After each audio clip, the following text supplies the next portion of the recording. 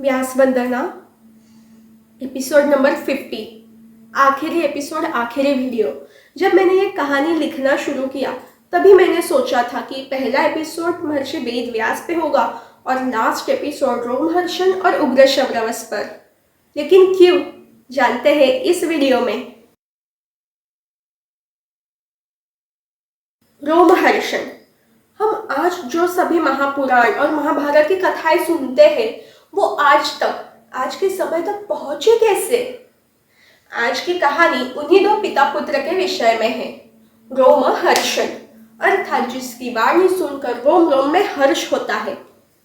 रोमहर्षण वो कुरुकुल में सारथी का कार्य करता था और उसके साथ साथ अपने सारथ्य कर्म के साथ ही वो कथा सुनाने में भी बड़ा ही कुशल था।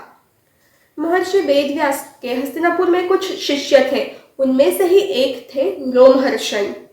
कहा जाता है कुरुकुल के युद्ध के बाद महर्षि वेदव्यास जी ने रोमहर्षण का सहाय लेकर एक इतिहास ग्रंथ की रचना की, एक महाकाव्य की रचना की जिसका नाम था जय। वेदव्यास जी ने रोमहर्षण को पुराणों का भी ज्ञान दिया था। रोमहर्षण पूरे आर्यवर्त में भ्रमण करते हुए पुराणों की कथा सुनाते थे, अनेक यज्ञों में ऋषियों से बातचीत करते थे, वार्तालाप करते थे, पुराणों के आधार पर विचार विमर्श करते थे। एक दिन नैमिषारण्य में रोमहर्षण ऋषि शौनक और अन्य ऋषियों के संग थे। महाभारत के युद्ध से उद्विग्न होकर बलराम जी यात्रा के लिए निकले थे। चलते चलते यात्रा के बीच वो नैमिषारण्य पहुंच गए। बलराम जी को देखकर बाकी सब लोग उन्हें आदर देने के लिए, मान देने के लिए खड़े हो गए, सिवाय रोमहर्षण के। इस घटना से संतप्त होकर बलराम जी ने उनका सर काट लिया और उनकी मृत्यु हो गई। परंतु रोमहर्षण की मृत्यु के बाद कहीं पुराणों का ज्ञान मानव जाति से छूट न जाए, ये भय उत्पन्न हो गया। तो ऋषियों ने एक साथ आकर उनके पुत्र उग्रश्रवस को अपने पिता का जो कार्य है वो आगे चलाने की सलाह दी।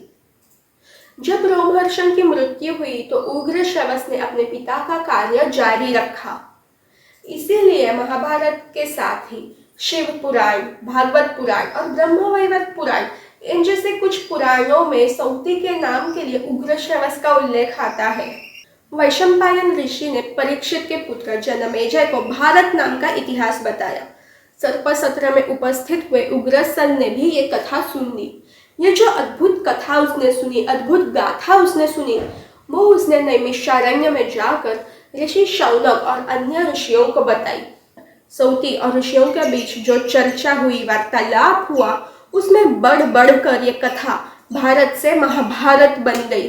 तो ये थी व्यास वंदना, महाभारत के रचयिता महर्षि वेदव्यास से लेकर महाभारत के प्रसारक रोमहर्षण और उग्रश्रवस तक की कहानी। ये थे मेरे 50 वीडियोस, 50 कहानियाँ और 50 एपिसोड्स। आज ये सीरीज समाप्त हो रही है, परंतु एक सवाल काफी लोगों के मन में होगा कि कहीं एक व्यक्तित्व रह तो नहीं गया जिसे कोई महाभारत का कर्ता मानते हैं, जिसके बिना ये महागाथा अधूरी रह जाती है, जिसने विशद की हुई भगवद गीता के बगैर महाभारत की कहानी कभी पूरी हो ही नहीं सकती। कृष्ण, श्री कृष्ण। नहीं, ये व्यक्तित्व छोटा तो नहीं है, परंतु इसकी कहानी केवल एक वीडियो में समा भी नहीं सकते। इसीलिए ये लास्ट वीडियो के बाद मैं ये बोल रही हूँ कि कुछ दिनों में आ रही है एक नई सीरीज, व्यास वंदना का सीजन 2, श्री वंदना।